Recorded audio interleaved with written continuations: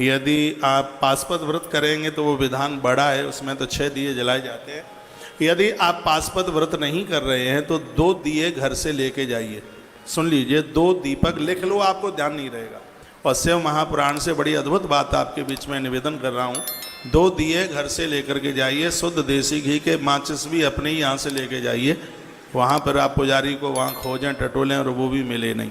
एक थरिया लेके जाना, थाली, और एक ऊपर से उसको ढकने के लिए, जैसे दिया बुझे नहीं। एक दिया महादेव के सामने, पिंडी के सामने जला के रख देना। जो दूसरा दिया आपके पास है उसी दिए से उसको जलाना, फिर उसको किसी से ढक देना, कहीं रास्ते में बुझ ना जाए। और उस दिए को संध्या के समय करना है। ये प्रदोष काल जिसे कहते हैं, लगभग ये समय 7:15 बजे से आरंभ हो जाएगा।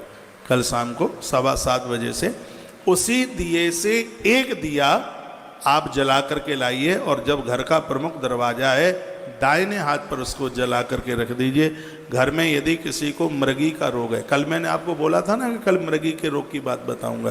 किसी को मृगी का रोग है, किसी को दिमाग जैसी बीमारी है, किसी को मस्तिष्क दर्द है, और ऐसी तमाम तरह की बीमारियां हैं, और घर में कोई व्यक्ति बहुत ज़्यादा कष्टप्रद है, तो सोमवार के दिन, सावन के सोमवार के दिन, या बहुत घोर गरीबी का एहसास हो रहा है, यह उपाय करने से घर के ताले भी नहीं टूटते। भैरवनाथ रक्षा में खड़े रहते हैं।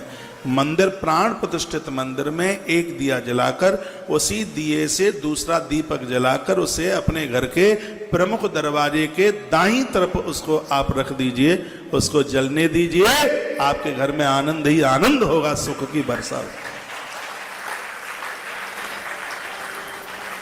ये सोमवार को अपने पियर में भी बोल देना, अपने देश में भी बोल देना, ये कर देना, कल आनंद होगा। ये संध्या के समय प्रदोष काल में होना है, ये कीजिएगा, आनंद हो जाएगा। महादेव की अद्भुत कृपा, ये जादू टोना टोटका नहीं है, ये सब प्रमाणित है ग्रंथ में। तत्पश्चात का पुंसाम दीक्षा विहीना ना अधिकारम कथा श्रवे।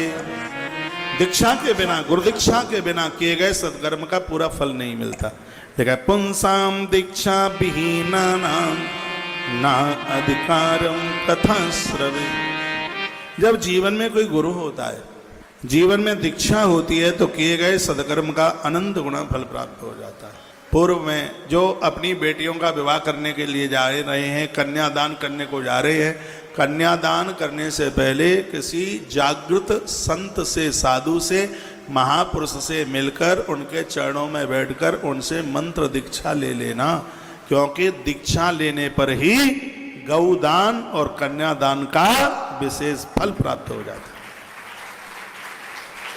कन्यादान 12 दानों में से एक है, 12 अतिदान हैं, आगे आप सुनेंगे, उसमें कन्यादान का नाम आता है। कभी कोई भागवत जैसे महान ग्रंथ की कथा, पुराण की कथा कराए, तो कथा कराने से पहले या यज्ञ की पूर्णाहुति से पहले, यज्ञ की पूर्णाहुति बाद में होवे, उससे पहले किसी जागृत महापुरुष के चरणों में बैठकर उसे दीक्षा ले ली जाए। क्योंकि कथा श्रवे न अधिकार, इसमें तो लिखा है कि गुरु दीक्षा के बिना तो कथा श्रवण का